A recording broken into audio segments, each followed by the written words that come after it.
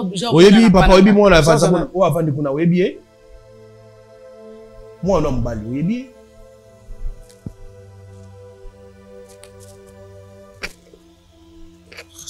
je rêve comme je ne le reconnais pas parce que je ne le connais même pas. Ngana yebi otika koyeba ete po yo zakara bo peka peka peka azwata relaxa ta famille na ngape mwana moto banda ke ne ba place na famille tondo ke na yo comme tozali na besoin amoko mona mwana malédiction na so malédiction ko ndingana mobala baketa changer couleur lelo mokile changer mais yo changer to yo zo lukati yo na luki yo par rapport ya mwana ngata le mwana oh l'enfant que je connais même pas oyebi azalaka déjà mal éduqué ya mwana tika mal éduqué c'est que yo zala na bien te yo ndim to zala mal éduqué pour so vivre na muta mal éduqué pour copier comportement comme ça mais so ta mwana moyibi pour comme moyibi le ko zaka mal éduqué ngapi na copier mpana yo et na ba rumeur le souci yo ka ke famille on pesa déjà madame te on a sondela qui était na kende ko sala makambo ezaki important ko sala c'est bon ngando qui vraiment pour le moment ngando qui na bot déjà moi na 25 ans na 25 ans où eza déjà moi na kusi 25 ans l'état de mon mabe na zaki na ngala boye na ngakolia yo tata na boye pe kolia mwana ndime kana me mazemi na bokoli mwana yo na 25 ans na kanisa ki papa ngo za solo ndini kotala ka boye kotala ngai bitu ko kani bango ina leta ko wanga na ngate misu na ye misu na ngai zolo na ye na mimoli na dona mimoli mobimba na nga eza epana ye papa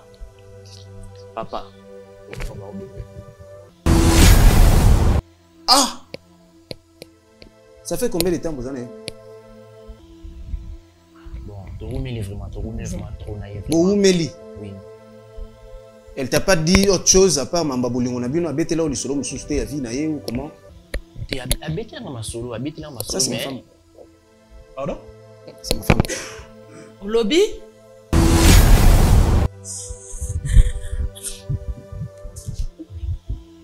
maman bota courage le barrage ta maman zeme exaucé oza mutema mabe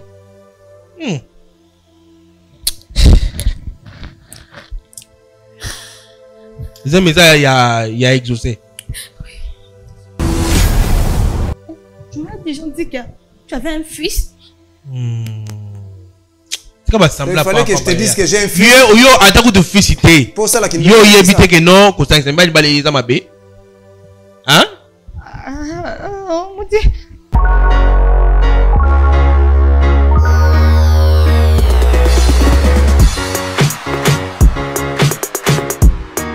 Troubles du système immunitaire, chute de tension, maux de tête, fatigue, perte de poids, frigidité et diarrhée. Dites adieu aux inconforts et retrouvez une nouvelle jeunesse avec une tasse de Maxi Bien-être au quotidien. Une solution bio composée de plantes traditionnelles, 100% naturelle et reconnue pour sa vertu. Une formule adaptée pour hommes et femmes. Depuis plus de 10 ans, le Maxi Bien-être Café renforce le système immunitaire, restaure la fatigue physique, améliore le sommeil, aide à stabiliser la tension et la glycémie, nettoie les reins, soulage l'hémorroïde et la constipation. Chez les hommes, le Maxi Bien-être restaure le dysfonctionnement sexuel, l'impuissance et l'éjaculation précoce. Maxi Bien-être est disponible partout dans le monde. Passez vos commandes sur www.maxibienêtre.com. Lelo na Kinshasa, ils ont lisusu pas cité ya kolonga la statue à locateur. Peko koma kololo pango. Occasion à ne pas rater. Bas terrain à vendre, y a bas dimension. Locola 20 sur 20, 20 sur 17, 20 sur 15. Na quartier Pibois, commune et télé. À un prix hors concurrence. Inutile ya kokende musika. Rejoignez-nous na nouvelle cité exaucée patience. Préférence juste na entrée Singaya Inga na Bibois à 20 minutes ya grande route na Simaya concession Niembo Chabani. Ba abonné nyonso chez Biso télévision ou ezali cadeau pour na bino ta côté na ba bureau ya quartier na se renseigner en tout cas ba belé yango yo. Cadastre ma nyonso normal na prix moko abordable.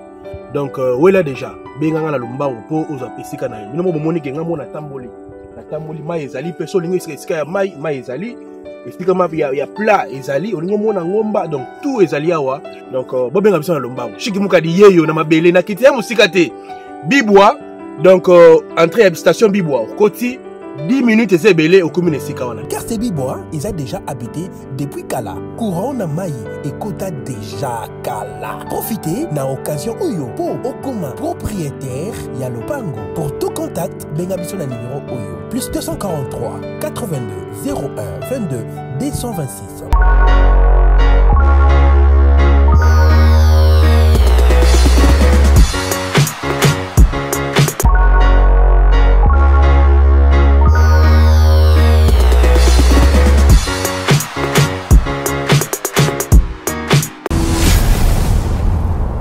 Sous télévision, chaîne Oyo et Kokani na yo. Mesdames, messieurs, bonjour et bienvenue sur votre chaîne Chebiso Télévision, la chaîne qui vous ressemble. Un grand merci à tous nos abonnés, plus de 210 000 abonnés, c'est pas donné à tout le monde. Bonne année, bonne année, bonne année na bino ba ebondima pe bo sepelaka na Chebiso Télévision ainsi que cette émission Bravo Jésus-Christ. Avant de commencer cette émission, mesdames, messieurs, je profite pour dire un grand merci la sponsor Nabis officiel parce que tu vois comme une émission était sans pourtant te remercier parce que yende a petit biso nyonso besoin à sponsoriser émission et bon monde a vu a petit biso succès a petit élévation a petit santé a petit famille a petit mbongo pe o tout ça nango tu peux s'arriver à l'ongoni à la sponsor Nabiso dans le barasu ya zalité tu sais le pamba comme on a Jésus-Christ de Nazareth il y a des sponsors officiels. Il y a Chebiso Télévision, ainsi que cette émission, bien sûr, Bravo Jésus-Christ. Un grand merci encore, Naba Héros dans l'ombre, ba technicien Oyo, baza jour et nuit, ba botsala musala kitoko, na pesi mbote na Denis Mosolo, Elias, Silanduku, ba on bazali bongo na réalisation et prise de vue, il y a émission Oyo, Bravo Jésus-Christ. Je dis encore un grand merci na orphelinat chez la Mwanda, il y a maman Nabiso chez la Mwanda depuis États-Unis. Namobali Naye, pasteur Stani, je vous salue. Mesdames, messieurs, comme l'autre fois, j'avais annoncé dans cette émission, bien sûr, Bravo Jésus-Christ, qu'on a besoin de soutien. On a besoin de votre soutien, s'il vous plaît. Jusque-là, Nazuka appelle à 2 bateaux pour que chaque fin du mois, on a besoin de $10 par mois pour aider tout ça, la reproduction, il y a émission. Un grand merci aussi à ma femme, Lydie Moukadi, ainsi à mes enfants. Votre papa vous aime beaucoup. Les autres, sur le plateau où vous présentez une émission. Bravo Jésus-Christ, Nini Zali Kabam, il y a mon collègue, je dis. Voilà, je vais vous dire bonjour, na ba invité nanga. Maman, bonjour. Bonjour papa. Comment on a? Maman Mami. Maman Mami. OK. Papa, comment on a? Exaucé. Pardon? Exaucé. Ah, il y a exaucé. Voilà, maman, to yambiyo na émission na biso, benga kibiso. Malgré ma fête, benga kibiso, papa na yena koleka na Bravo Jésus-Christ, na yesa gyo, mama zelo koleka. Mais les loko yimokolo na yo, parce que to zui, moto yo tsayena yibo senga, moto opesa kibiso numéro, pour être te ba koya na yena émission oyo. Alors, batu bako oyeba, nini memio awa na émission na biso Bravo Jésus-Christ. Wana utali caméra wana kuna. Merci papa Chikelo remeninga na émission oyo eza juste pour na moi nanga exaucer. OK. Mwana oyo aza mwana nga liboso na bota ye na âge ya 18 ans. OK. Banda na âge ya 18 ans nazwaki zemi papa na ye atikali ko supporter zemi te nga mona sali nyonso oti lelo mwana komi na 25 ans. Mais lelo oyo eza grave pona nga eza nini mwana azala na chéri na ye chéri wana se retrouver lelo enceinte. Alors famille wana et se poser que famille wana bazo ko imposer mwana akende ko sala geste moko na famille na ba en place ya Élysée. OK. Alors na kope okende nga moko te na bengisi papa ya mwana zo ate na tindi batu ba luka ye azoboya kakoya. Famille na nga pe balobi na kope okende na bango teke papa ya mwana za envie faut papa ya mwana kende moko a se présenter place mama mwana na ye ezali. Mais maman nakata ote olobi papa bo botina ye yoza na 18 ans. 18 ans. Donc, moi, on a commis à 25 ans. Est-ce que papa a yaka la moi na té pourquoi bakamwaliba la kumema on a télévision? Pourquoi? Bon, on a même on a télévision parce que papa déjà à partir de 18 ans tine moi na komi bo a supporter le côté à mon na kate ayakate atato bengi ayakate. OK. Yango ce qu'on attend déjà to komi na problème mais libala ke moi na fois kende ko se présenter na famille wana yana mona ko kende ngamo côté il faut papa abotie azala. tobengi papa papa boyi osaka ba refi ya bapeli ngamona tindi bato bakeye aboyi kaka yango ngamona biketikana na plateau a eza lokwa plateau ba chrétien parfois mususu na pesa problème o epa na bino bozo moye bo benga e à partir awa ko ya awa mais na papa boyi la nini parce que atika yo acha ozemi peut-être li solo ndingi papa sondola yo pour beaucoup la mwana yo moko boyi. Bon, ils ont comme d'habitude, ça c'est comment ça la famille n'a pas papa irresponsable à tes amis à mon éviter oh ya mon a pas n'anga yende mutaoye bango soka ko yo kapel na ota ba répéter lo konya kimia na ebi pété lo côté aloba pe lo ko monter ka ye moko kaka tisiko yo andima pe lo mota supporta pe lo moté donc jusqu'au présent nga na ebi ate lo ko monter consanga na ye pona ni ya sundola nga na zemi mais yé mon rappelle ça a raison chef bonjour. Bonjour. Et bon, il y a mes grands garçons, il y a modèle beau. Le papa non t'es pour nous. Bon, papa, ndi bazaki na maman, si bakabwani. Ma ta voix, le balo wa mobile, ok? Ah, le batiko. Papa ti bazaki na maman, si bakabwani nga pe na tikala wa ba problème wana te. Ok. Et na ipi pesa papa fanda raté, na mona ipi même pas. Bon, on sale l'effort ya koluka papa na yo. Bon, na sale effort ya koluka yi. Adresse ou apesa kanga na kenda mona besinga alonga kuna ya kenda ka voyage banda wana pe na bayana bon motika o mona na te na mona pe papa et bon pour celo yo mona kango normal que grand garçon le voit yo mona papa na hote bon na sola na mama dito sola mama ayipsa kinga ke problème pe ezaka na ngoti ni papa to mama ndi a inisa o papa na yo e ba gezala bongo te mama mama inisa nga papa ti nga vraiment na susi papa na susi bino ya mona yi ok na pena susi na mona papa na iba pena fanda ka wapi ok nga na za na problème na epiti to sona te eloko te na luka vraiment papa mais na mona ka iti mama est-ce que opekisa mwana tango no kokola bano me na pe pa mobali na yo pe mwana o memilie bano ko sala ngote pourquoi papa chiki na zemi kutu amona nde ateka zemi tanga yo kaka o bangala balobalo seba ke mwasi akomi na zemi akima ebongo na mwana ndako ninga komona mwana amona ni mwana ni eloko mwa sala te do ata apela pamboke yo ko benga eke aya tala ne fiske mwana za na valeur aboya bon na pekisa mwana te poso ezaki na pekisa mwana mbele yo tonga to luka ete okay tonga to vanda bongo to sala makamba papa balabala bazana kwa ko defata papa mu melokwa na ebike na zana souci ya mwana ngai ba papa na ye yango na ye ana plateau a po mwana ye ba papa na ye merci ko yo à part kozana papa o s'engager na place mususu bala to zalaka femme sel ndenge ozela mobile no aka te na zela mobile kala te na bal pété na vandi na nganga moko na vandi kaka kwani ovandi yo moko na vandi po déjà choc aliboso déjà na zwango anake bakisa sumu susi on na vanda nanga okay mais siko yo beta biso lisolo cheze mindeni yo pe ezaka makama mokili na makama mokili vika za mwasi o na sepaki mingi okay na koki jamais kokabwa nayi donc asalinga mabeti okay na moni pe mabeti pa nayi to fanda ka bien soki na zangi asunga ngai soki pa zangi ngape na sunga ngai okay ndi ayeko yebisanga ke tende na zabuye nazomona suba periodité na boye tout toki na hôpital ba yebisanga ke atana nzi mais yo sala kani bon nga nazana recevoir wala ni recevoir oza recevoir oui ah oki musala no sonité tina no sonité po eza musala ngai maman c'est makazi oza recevoir bo gagnera pe ba mivé na bino par jour mala combien bon sauf vraiment na journée on a terrain vraiment ba carré de place na yo donc pour tout ça na bato OK donc on a bandaka 6h ti 13h muso ako ti 13h on a ti ba 18h pe donc tout ça bato ndam kaka mais sauf na au travail au forcer vraiment travailler moi là ra bien pe na maboko ba combien bon ndeti samedi vraiment na bien pe na ba 150 000 150 000 francs oui so tchango na dollar et le roi ba $50 ah bon parce que to bela là na ba taxi na ba esprit de vie donc ba bisi to zo bela tomaita Ah, donc yo za receveur ya otamola na carte mais oyo babela ba mituka na parking. Non, chargeur. Ah, ok, chargeur. Oui, ils ont voyage. Ils ont un chargé. Qui quittent boy. On va dans la 7e. Oui. Il y a zobé là ba nan ba ye à placer. À la stuff. Moi 2000, moi 3000. Ah, d'accord. Ya siko yo ki o chazemi. Siko yo o za capable de rouler ça moi c'est ngo. Ah ba yo tika la balle, ba yo tika yo ipana bino o sande.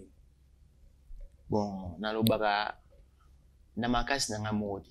Na tata nzambe pe azosunga na mukyo na zwaka wana. Na za kapre be ozwa charge ya zemi wana. OK. Na lingi pe na tika fami wana pasi. Na lingi pe te na tika mwasi na shock mo parce que aza mwasi nga na mingi. OK. Na linga pe kana ba copy na nzela copy na ngai. Aboya ngati ya mona ngapi na dagi salite na ninga copy andima ngapi ka. Oui. OK. Et on vient ka qu'est-ce que je dis? Oyokaka mabe ndenge mama abokola sans papa. Et ça la ronde ni comme la keti comme na âge yo. Papa za musika na yo kola ka na mama ye moko. Mona ki o mankaka eloko moko. Oui, et ça la rend vraiment pas si. Na mona ka papa te, na fanda ka na mama, na mesai na mama, donc mama comme le camarade nanga. Ezala na un problème kaka mama. Nyonso yanga kaka mama. Papa vraiment na mona ka ete. OK. Oui. Mais sikoyo so moni papa la bino ki ni to juste na aussi no ki to zo ki papa akota kala mingi te mamni o yebisai. Au silika, aux agenti, au yambaye tout ce temps ici à bois qui sur atiki mama o abundana abokola yo. Bon, na silika te pour même bible zo baba para baza banzambasi. OK. Na za na posa ina sola na yi. Na yeba pona nini a sindola mama pe akipaka ngai te abenga na tate ndi ba parents so zatana benga tana yeba ta mwa so na ntika ina mwana ndenge ni mwana wana ndenge santa mwana wana ata mwa 10 fois na otinda ta boy na nzela ba MPC koma donc dans un vraiment na posa na sola na yi pona nini asala art wana. Mama obi komo nani? Mami. Mami. Lelo soki mobali yango oyo atisundula yo na mona kenda atika on a choc je pense. Siko soki lelo abi bozonga na réaction aux amis. Après 25 ans, soki 24 ans.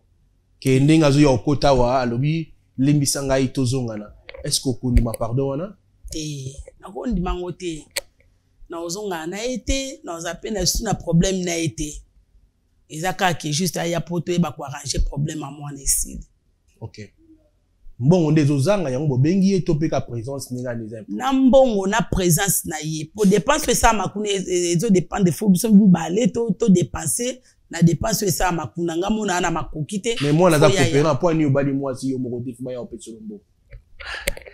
Bon, na mukie. Moi de kopesa mama na opasi. Ti na mukie na zalaki nango. OK. Na mukie pi mama zalaki nango to sangisi mais papa pa zala esangana.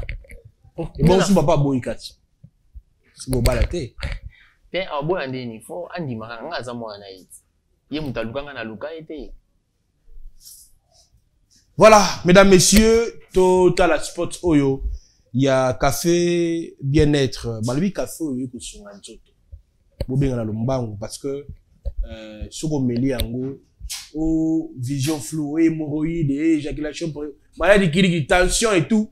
Il lo kongo yango on a lobaki te papa chikalo o aye yo alobi. Ou bien lombango ko teka ma $35. Bengi mes cures, et ça 3 cartons. Pour ça, on ça tout pour ça la cure complète. Mais déjà, là, mon corps, on a le changement. Voilà, total à et puis on se retrouve pour la suite de cette émission.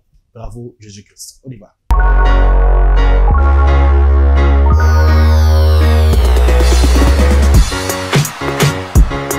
Troubles du système immunitaire, chute de tension, maux de tête, fatigue, perte de poids, frigidité et diarrhée. Dites adieu aux inconforts et retrouvez une nouvelle jeunesse avec une tasse de Maxi Bien-être au quotidien. Une solution bio composée de plantes traditionnelles, 100% naturelle et reconnue pour sa vertu. Une formule adaptée pour hommes et femmes. Depuis plus de 10 ans, le Maxi Bien-être Café renforce le système immunitaire, restaure la fatigue physique, améliore le sommeil, aide à stabiliser la tension et la glycémie, nettoie les reins, soulage l'hémorroïde et la constipation.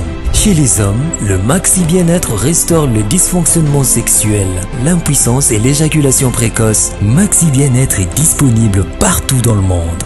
Passez vos commandes sur www.maxibienêtre.com.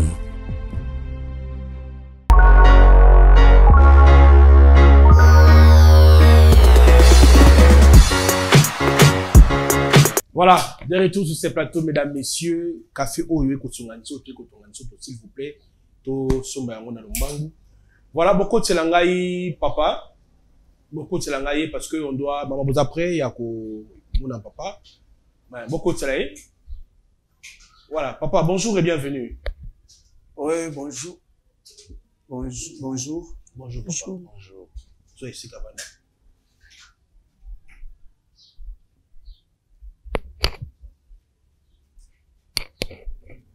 Oyebi, comment on a besoin de ça?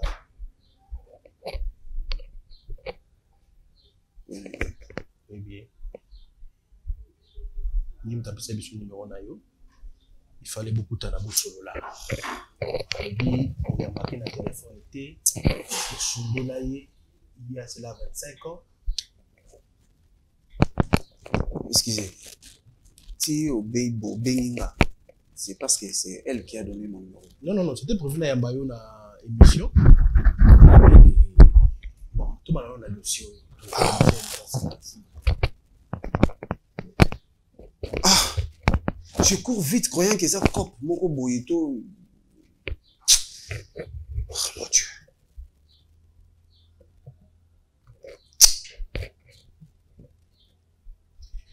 Maman la biso, maman comment le biso combo? Maman Mami. Maman Mami. Ulukakaye, na tigi beno bosoro. Papa comment le biso combo nani? Lenga. Papa Lenga. Voilà. Ok. Papa Lenga, maman za maramu sengela lo banaye.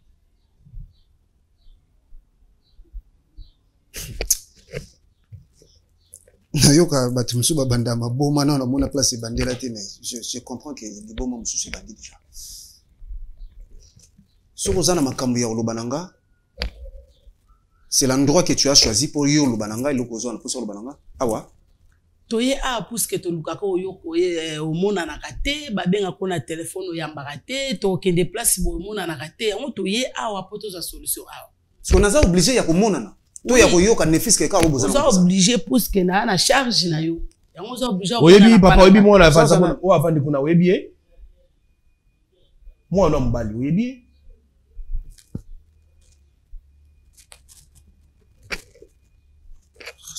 Je rêve comment. Mais c'était qui toi? Papa kotala pa ba momoni de boza okokala. Ozumi mona à travers mon ngabu na moni bino mo. Je vois que boza ba très makasi. Qu'est-ce qui fait que boa que sa maman oyo na mona mobala sa ko libo? Qu'est-ce qui fait que ozala si méchant envers elle? Basala oni. Bon, sincèrement, c'est une longue histoire, hein. Mais sauf que les bandits qu'on dépendre, on a pété. On doit dépendre, on a pété. Et ça, moi si à Bomona, tu vas sur le monde et l'élo. Moi si à Bomona, c'est, si je ne me trompe pas, 25 ans passés, je crois, 24, 25. Famille Nangaï, bah mon ami qu'il fallait qu'on continue nos études, na sala maram susu, bah linga qui était na sala. Na déjà na charge moi aussi et bah ça là qui na évité donc bah pekisanga na et puis voilà et na ba rumeur nous sur yoka que famille on peut ça déjà madame monter bon na sundela qui était na kenda ko sala makambo ezaki important ko ça. Mais qu'est-ce qui fait que malgré tant la moi na oyo avant du c'est ton fils, c'est ton sang.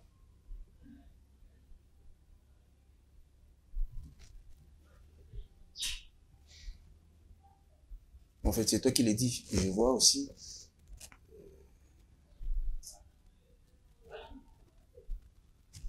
On a bouteillé. Yeah. Il porte aussi mon nom. Mais comment non?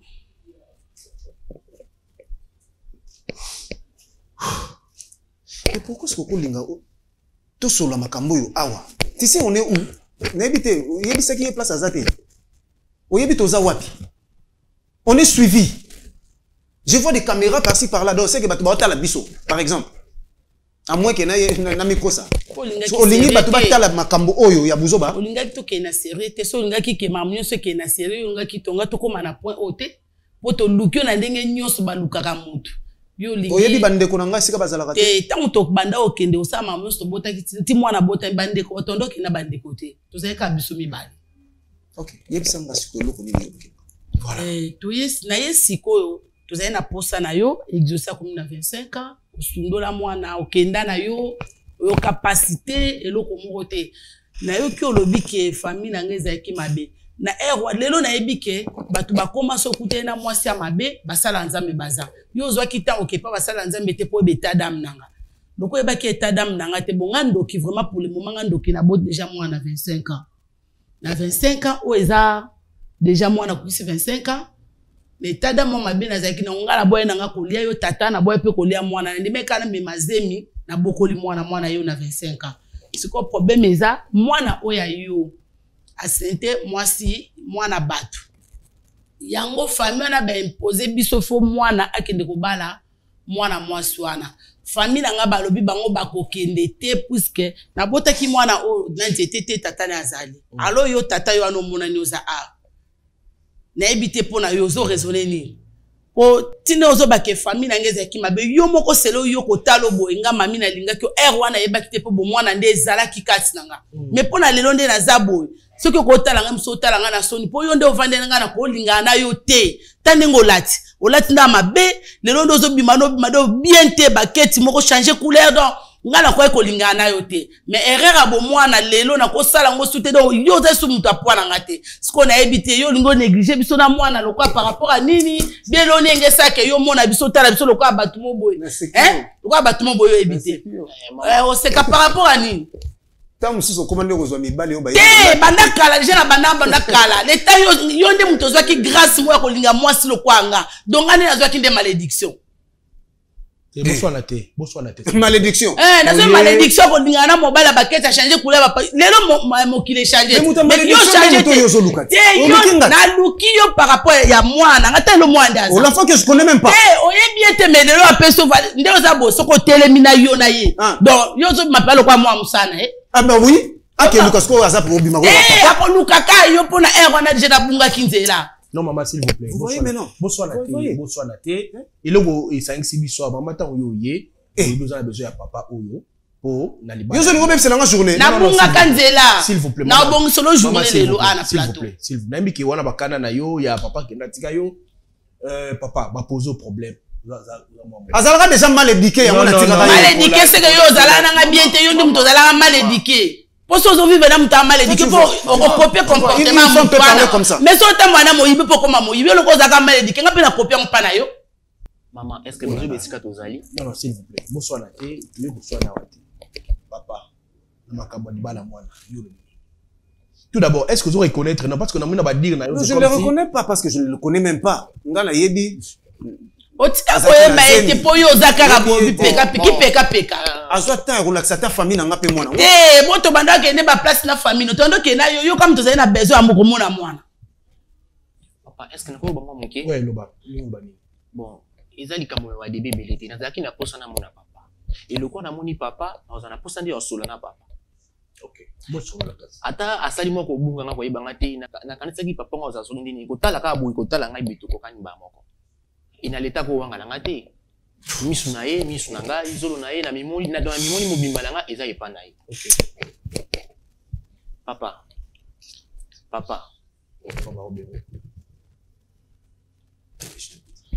bon na ebiti yo mo vraiment na ebiti o sala o penda yo sala mo na mobali otikanga kaka boyo na société ya komona ngai ya koluka ngai ngana zaka na souci na yo esala nga pasi na somona baninga na bapara na bango mais ngana mona papa na ngai ti et na tamboli bisasa mobimba kotoni to ngana tamboli pona koluka yo komona yo banda na mona okala ba photo no bakala ba photo ni na mona kayo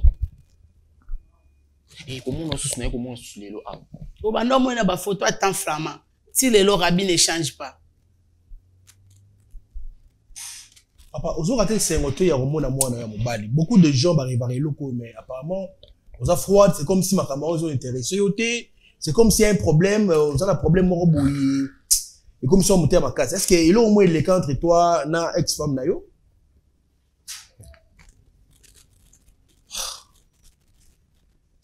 Aux hommes, Nako Lobango Awate, ils ont un secret.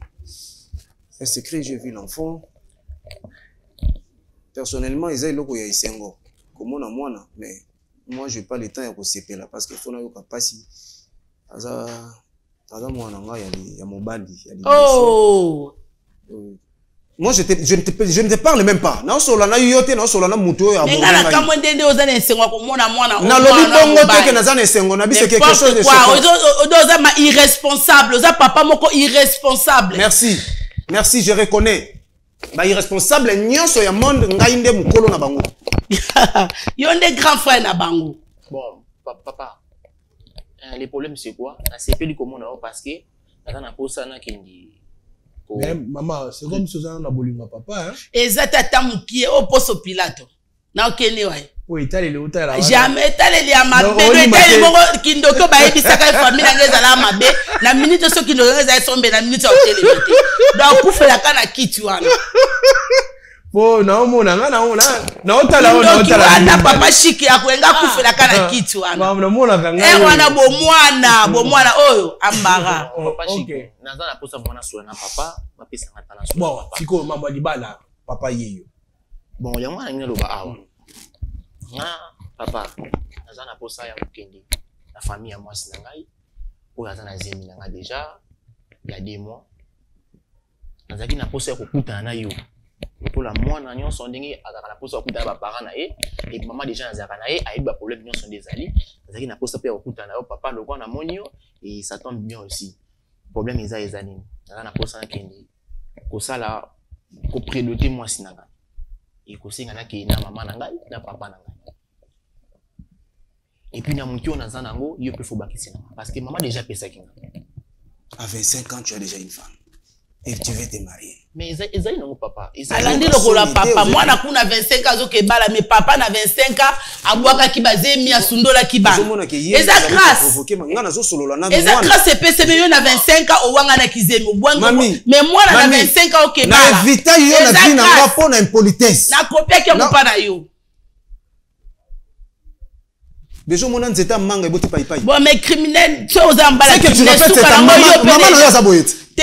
Maman, tu dois la famille chrétienne. Maman te c'est que moi na monique ya copier te. Telle fille. Ah bon ni moi na sente moi sta wanga. Pour tel père tel fils. Yo senta ka wanga na mais moi na ndima ke prédoté. Monte ke ada Joannès à lokuta. Moi si olingo bala komone nai. Tatiana. Ok. Voilà, papa, moi, on a commis la fierté. Moi, je pense que maman a eu le pourquoi. Tonzamba a eu le pourquoi. En fait, ce que moi, je te dirais, c'est que nous sommes contents, il y a au monde. Premièrement, je te présente mes excuses. La boline ici, parce que distance, il y a un gana yo. Et qui indépendamment de la volonté d'abord il banda qui na famille et puis maman na yo dozomo na déjà comportement ya boye moi c'est boye ko na même la Bible dit mieux vaut kola la kutu libanda likolo ya ndako ke ko vanda ndako moko na moi azaba makelele donc tellement tu as la vision ya ko honorer merci na yo moi étant que ton père non, on demande à racheter peut-être qui papa n'engaille wana. Je vais t'appuyer, je vais t'encourager. Même s'il faut mettre mes moyens, on tient des moyens n'engaille pour honorer et puis ils allaient s'engager. Tu avais dit les noms, c'est qui déjà? Tatiana. Bon non, ton nom à toi. Exaucé. Exaucé. Voilà, excusez-moi tout parce que je ne sais pas. Moi c'est en Guadeloupe. Bon, Tatiana azana abandal. Abandal.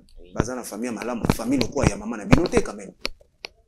Bon, bazana famille bien, bazana famille bien. Famille mbongo te mais famille baza bien éduquée. Pour na famille baza mal éduquée te les famille. On a bon monté. Moi, sur le Nabala, vraiment, elle a vraiment bien éduqué. Donc, elle a vraiment, moi, c'est moi qui boyé. À Bungenga, Bitumba Mingi, à partir à l'Osambo. Parce qu'il y en a bon, à Bala Pasteur, il y a mutu à l'Omolanga, il y a vu dans la qui a mis mon appel. Na moi, quand à l'Osambo, si n'a comment prier, et là, moi, c'est voilà. Donc, il y a eu vraiment ensemble. Elle a vraiment, moi, c'est moi qui a accepté si mon thème, ok, on a besoin d'un comportement, à part comportement, mais physiquement, elle est aussi belle quand même. Oui, elle est vraiment très jolie. Ah bon? Oui. On a une photo,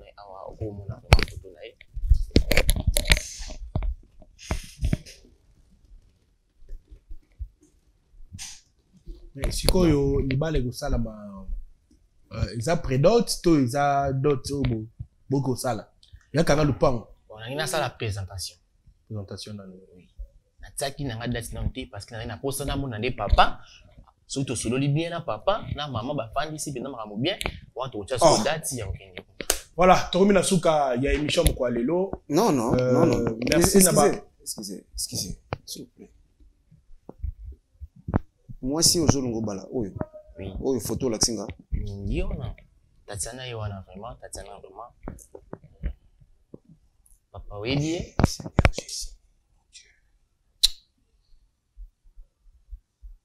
ah ça fait combien de temps vous en avez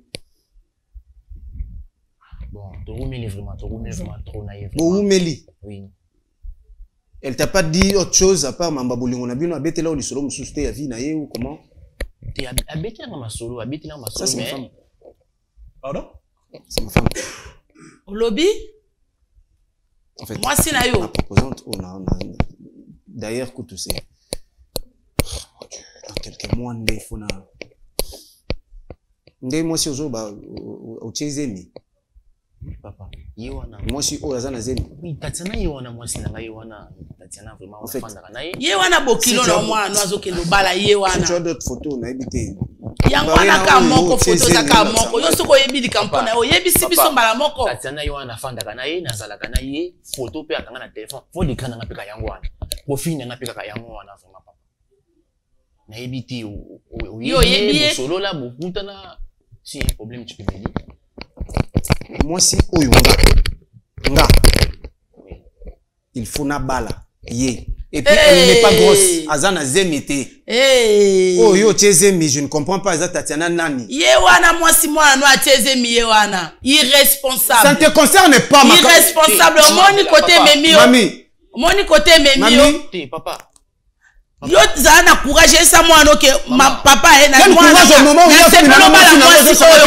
comme même ça ba gauche droite té courage de quoi elle sort avec il sort avec ma femme papa maman pardon vous kanga papa na ebité bo sangisi papa journaliste c'est pas ton téléphone bon ça va attention là bo sangisi je vais gérer chef zo téléphone papa obi moi soyo aza obi magana c'est ma proposante elle est fiancée nanga ngai nde na proposa ye na pesa mbongo pa na bango toza ko préparer libala papa nga Tatiana ayebisanga makambo na ti nga na solo na Tatiana makambo susu enakuta ba parents ya Tatiana oyo ozobisanga na yebi yango OK si réellement toi tu étais mon fils makila na yo ezo sentir que je sors avec eloko ya batu mususu to eloko ya papa papa no yeba ndenge ni mwana yebi yo te yo sundola zemi okenda boyeba na mwana te bokuta na tana nzela te mwana osanti ndeni bomona na mwana ta mukolo moko te irresponsable Tatiana atambula abimaka so abimi ezanga mna bimisa et tu doutes que oza ko douter que ngana zo ba o mwasi nanga oh mais toi na doute na yo so prouver biso kaza mwasi na prouver biso kaza mwasi na linga yo na fanda na Tatiana yo prouver biso kaza mwasi oza ko tuna so kazali mwasi na ngana ndenge nini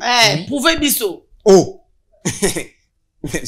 ou bien na benga Tatiana benga ko benga été s'il vous plaît boze aba pesa biso ndira yo makambo da papa na benga Tatiana parce que makambo papa zo bana comprendre ngote soko tuni makambo ko wanga na pays photo kangaye to yeba si c'est vrai suka bimaka yo to bimaka na papa photo bengti na plateau tu sais les choses ezo qui ne déjà bien été le fait il y a yo ko luka ko benga nga awa makambo ya mwana to lobelango awa et puis mwana ngo aobima déjà na mwasi nanga donc nyonso elinga bima awa mais moi que source ya nyonso yonde oza mabe po yonde muto bana mabe compromis to ngala est-ce que mwana yebi yo te ngala mona ko ngala mona côté mais il est maudit yonde oza maudit Mesdames, messieurs, tout le monde a benga, bon, c'est un numéro, on a fait.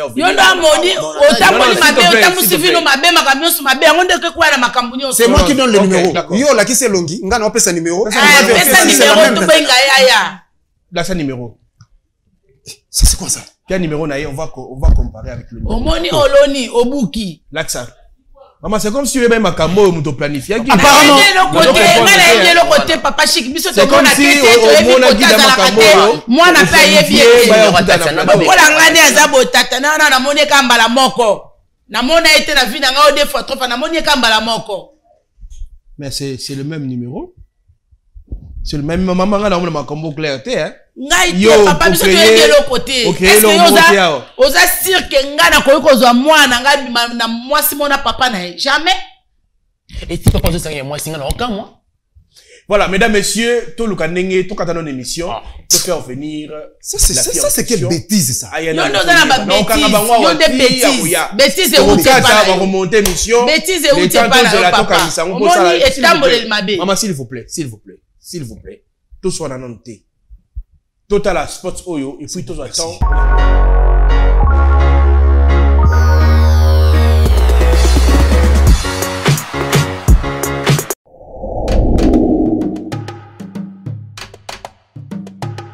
MK au Pacifique Prestation de Services, SUP, LDA. Une entreprise centrée sur l'apport de solutions d'excellence sur le marché national et international. Avec une connaissance et une expérience approfondie dans le secteur de importer,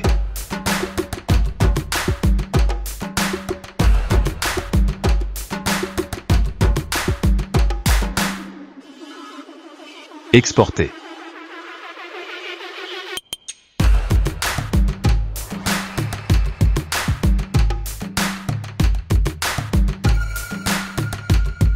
transport international des marchandises. Notre équipe hautement qualifiée et spécialisée est prête à relever les défis inhérents au commerce mondial, en cherchant toujours à dépasser les attentes de nos clients. Nous travaillons sans relâche pour garantir que chaque étape du processus soit exécutée avec maîtrise. De la collecte des produits à la livraison finale partout dans le monde, à des prix abordables. Nous nous engageons à entretenir des relations solides avec nos partenaires, basées sur la transparence et le professionnalisme. Construire des partenariats solides, bénéfiques à toutes les parties impliquées, du monde à l'Angola, de l'Angola à la République démocratique du Congo. GPS, Marshall Bros Tito N90 à Andar Miramar.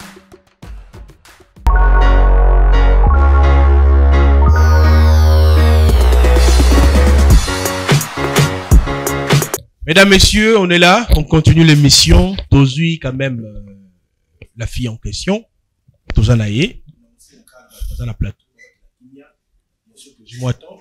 Bino momo na ngote, bino na déjà na azoko takala mingi te. Voilà, beaucoup de langaye, papa Eli, beaucoup de langaye, s'il vous plaît. Bola tu langaye derrière micro. Voilà. Beaucoup de ça y est. Oh là, surpris. La grande, bonjour, bien. Viens, s'il vous plaît. Où ça là? Vous allez bien?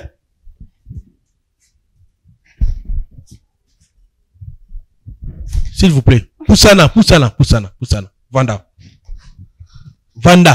Ko, na yebisa kiyo. Apaisez-vous. Yako Vanda. Yako Vanda, s'il vous plaît. Vanda. Nous t'avons salé ma base à te Vanda. La grande. Yaya. C'est maîtrisé, non. S'il vous plaît, c'est maîtrisé.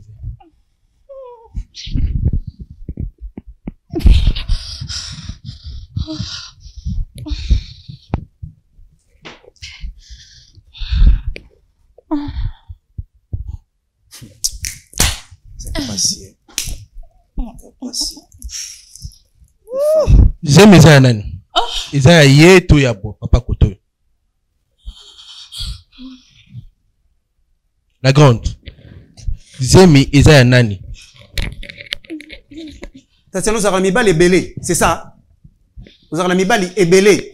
Mais l'autre room qu'on a basé ni Nani.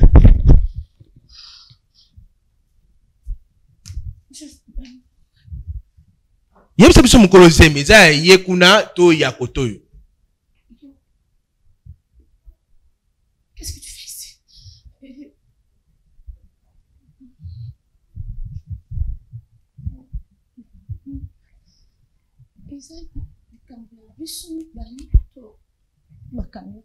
C'est quoi ça? Et puis... Atanga. Je parle à la poste na iba. Batuni biso a. Je pense à biso. Parce que tu as un débat en deux côtés biso.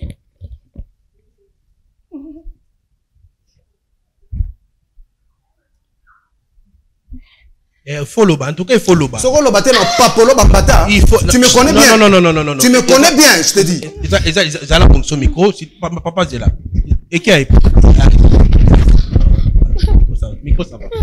C'est bon? Ça va? OK. Yaya. Donc n'a pas comme ça les côté. Ah bon? Maman, au moins a combien de fois? Na monnaie une fois. Une fois. OK. Ouais, mais tu n'as retourné, hein? On est là, tout n'est qu'à Tatiana. Yo, ça, moi, c'est exaucé. Tout ça, pour na comprendre. Tout ça, la prédote, c'est pas na bilan. To benga ki papa na exaucé. On a na te, on to bien ki awa na plateau. To bengi papa na exaucé. Tout ça, si fait exaucé, là, qui si moi, c'est pas papa, le bi, yo, ça, moi, si na. Si cause, moi, ça, on exaucé, ou bien ya papa, ya exaucé.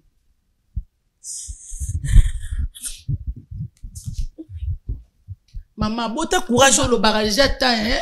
Maman. J'aime exaucer. Osa mouté maman bé.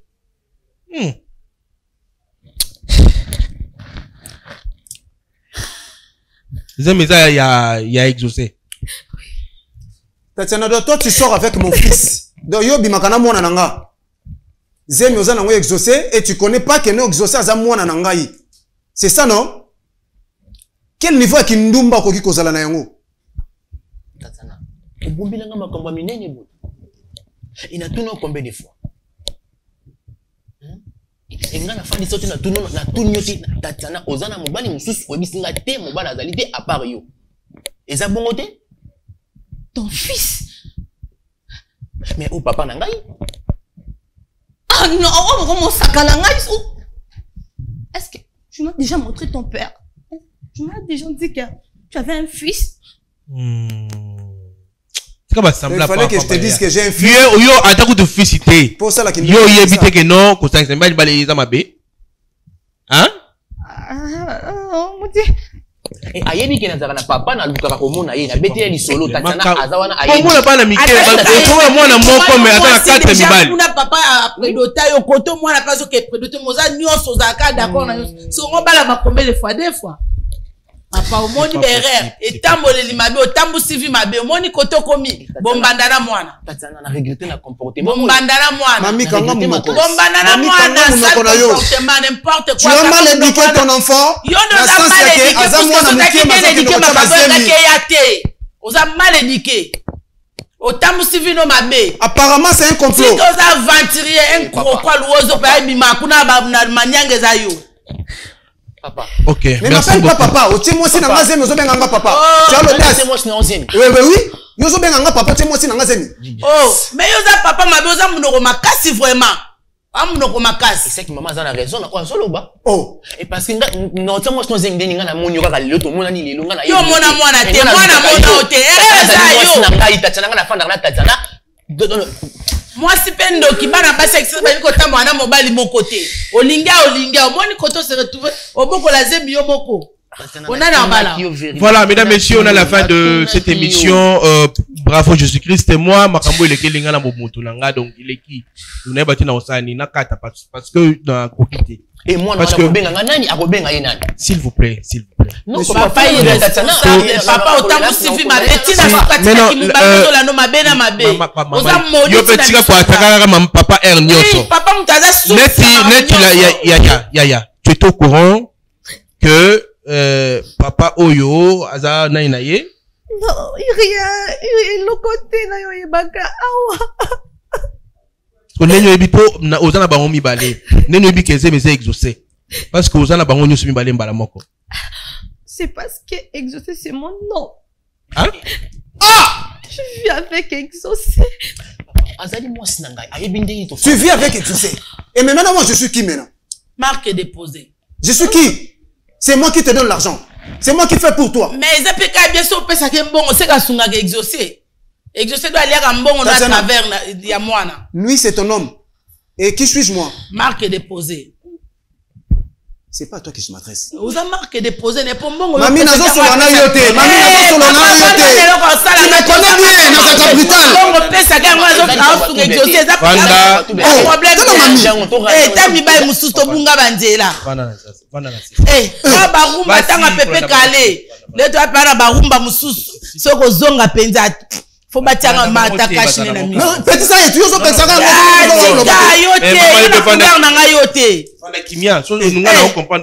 Mesdames, messieurs, on est à la fin de... Non, non, s'il te plaît. S'il te plaît. Olinga kai quand même. Oh, naeba quitté. Voilà. Pardon. Maman, s'il vous plaît. On va la comprendre, c'est comme si vous avez la bolingo. Ok, problème t. Aux hommes m'a ramené les quoi il est moi. Et j'allais le roter, mais yo doit Mesdames, messieurs, on est à la fin de cette émission. Tozonga sima pour que tout mes gars lobisande on a besoin à moi c'est très bien. On se retrouve prochainement. Bye bye.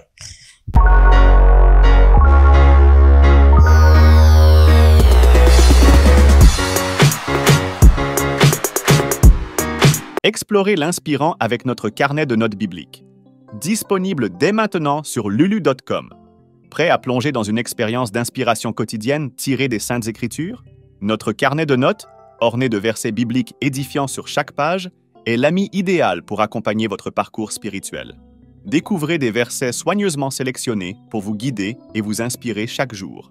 Façonné avec précision et conçu pour résister à l'épreuve du temps, ce carnet de notes est un témoignage de durabilité et de style. Que vous preniez des notes, réfléchissiez ou méditiez, ce carnet s'adapte à votre démarche spirituelle. Avec sa couverture élégante et son design bien pensé, il transcende le simple carnet pour devenir un objet de beauté spirituelle. Commandez votre carnet de notes avec versets bibliques sur lululu.com et embrassez une vie où la spiritualité et l'inspiration se rencontrent. Ne manquez pas l'occasion de posséder un carnet qui transforme chaque page en une source d'élévation spirituelle. Commandez maintenant et laissez la sagesse des Écritures illuminer votre parcours. Allez sur la page dont le lien vous est présenté et laissez-vous guider par la sagesse avec notre carnet de notes bibliques sur lulu.com. Pour la version anglaise, trouvez le lien juste à côté. Il y a aussi une autre version de carnet de notes avec mots et citations motivants conçus en français et en anglais que voici avec leur lien. Profitez-en. Que Dieu vous bénisse. J'ai dit sur télévision, chaîne Oyo Kokani na yo.